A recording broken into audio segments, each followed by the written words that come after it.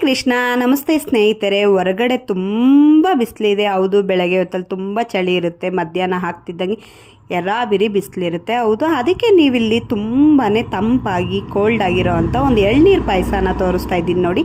ಮೊದಲಿಗೆ ನಾನಿಲ್ಲಿ ಅಗರ್ ಅಗರ್ ಅಂತ, ಇಲ್ಲ ಅಂದರೆ ಗೋಂದ್ ಅಂತ ಸಿಗುತ್ತೆ, ಅದನ್ನು ಎರಡರಲ್ಲಿ ಯಾವುದಿದ್ರೂ ಓಕೆ. ನೋಡಿ, ಸ್ವಲ್ಪ ಅದನ್ನು ನೀರಲ್ಲಿ ಒಂದು ಅರ್ಧ ಗಂಟೆ ಮುಂಚೆಯಾಗಿ ನೆನೆಹಾಕ್ಬಿಟ್ಟು ಈ ಥರ ಬಿಸಿ ಮಾಡಿಕೊಂಡು ಜಲ್ಲಿ ಟೈಪ್ ಮಾಡ್ಕೊಳ್ಳೋದಕ್ಕೆ ರೆಡಿ ಮಾಡ್ಕೊಂಡಿರಬೇಕು. ಒಂದು 50 ಗ್ರಾಮ್ ಅಷ್ಟು ಸಬ್ಬಕ್ಕಿನ ರಾತ್ರಿನೇ ನೆನೆಹಾಕಿದ್ರು ಓಕೆ, ಒಂದು 2 ಅವರ್ಸ್ ಮುಂಚೆ ನೆನೆಹಾಕೊಂಡ್ರು ಓಕೆ. ಅದನ್ನು ನೋಡಿ ಈ ಥರ ಜಲ್ಲಿ ಟೈಪು ಮಾಡ್ಕೋಬೇಕು. ಅದಕ್ಕೆ ನಾನೊಂದು 2 ಚಮಚದಷ್ಟು ಸಕ್ಕರೆಯನ್ನು ಕೂಡ ಹಾಕ್ಕೊಂಡು ನೋಡಿ ನೀಟಾಗಿ ಸಬ್ಬಕ್ಕಿ ಬೇಯೋವರೆಗೂ ಬಿಡ್ತೀನಿ. ಅದೊಂಥರ ಜಲ್ಲಿ ಟೈಪ್ ಆಗಿಬಿಡುತ್ತೆ.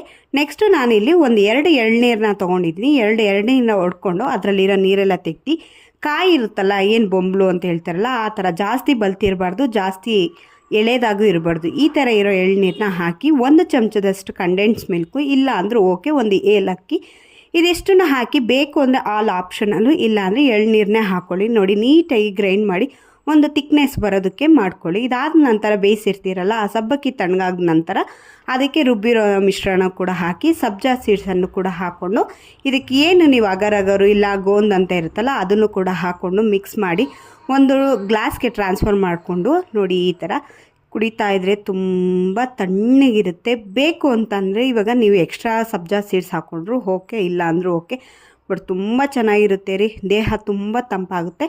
Thanks for watching my YouTube.